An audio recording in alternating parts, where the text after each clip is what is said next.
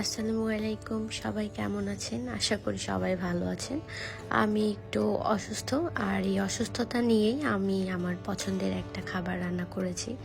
তো প্রথমেই আমি সেদ্ধ করে নিলাম নুডলস। তারপর আপনাদের ইচ্ছে মতো অনেক ভেজিটেবল অ্যাড করতে পারেন। আমার পছন্দ মতো আমি বাঁধাকপি, গাজর, আলু এসব দিয়ে ট্রাই করেছি, আমার কাছে যা অ্যাভেলেবেল ছিল আর কি।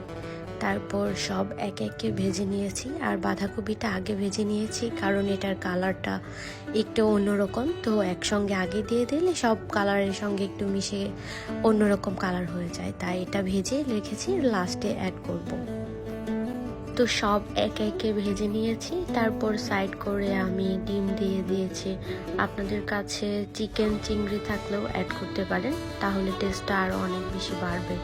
তারপর আমি সব মিক্স করে নিলাম। তারপর সেদ্ধ করা নুডলসটা হাত দিয়ে আগে একটু ঝরঝরে করে নিয়েছি, তারপর দিয়েছি। তারপর মশলা দিয়েছি, স্বাদ মতো নুন আমি অফ ক্যামেরায় দিয়ে নিয়েছি, আপনারাও দিয়ে নেবেন আপনাদের স্বাদ মতো। আর ঝাল পছন্দ করলে আপনারা বেশি করে কাঁচামরিচ অ্যাড করতে পারেন। তারপর ভেজে রাখা বাঁধাকপিগুলো আমি অ্যাড করে দিয়েছি।